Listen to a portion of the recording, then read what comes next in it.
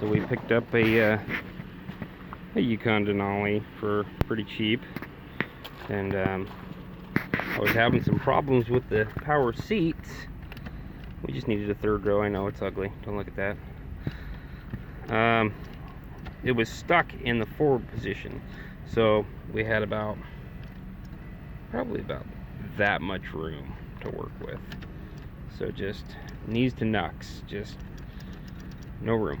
So you would try to go back and it would stop right about there for whatever reason, you know. Some say it's the BCM, some say it's the power seat control module, whatever that may be. There's nothing that I can do. I don't work at the dealership anymore, so I can't hook it up to the computer and reprogram it. So what I ended up doing, actually, to get it to go past that point, and what I hear a lot of other people are having the problems with, see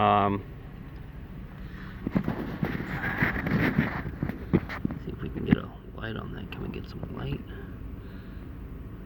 Yeah, no, unable. So the motor right here powers through these right here to the rails on the sides. There's little actuators in here that spin and send the seat back and forth on the rails.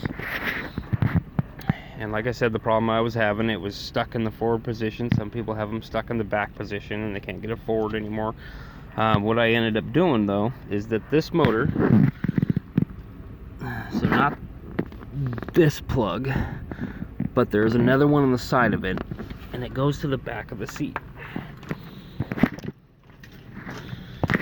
Back down under here, see these red wire and the black wire, and there's two sets, so forward and backwards position. So if you unplug this,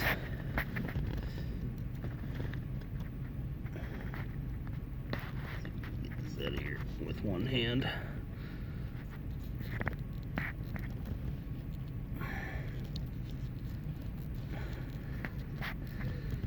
Yeah, it's kind of hard with one hand. Let's see if we can prop you up and do this a little bit more professionally. Let's do this. Ready, go. Okay.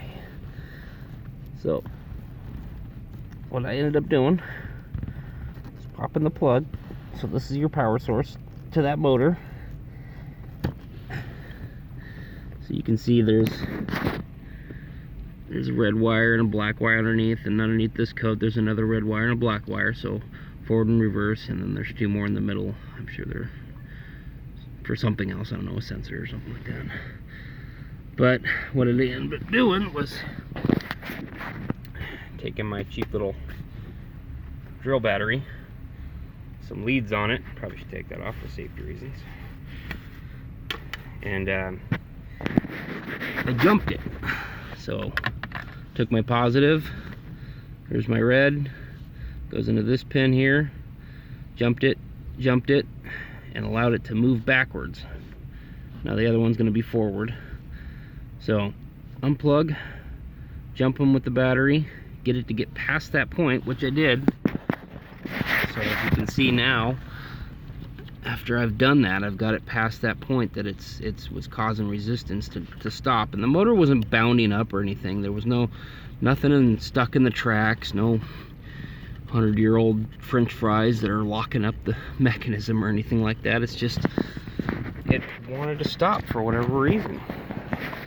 So when you would go forward or backwards, it would just stop. So by bypassing that and jumping that motor to allow it to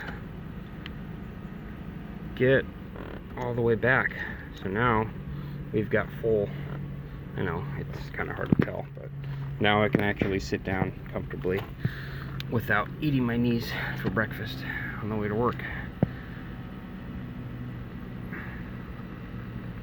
All the way forward,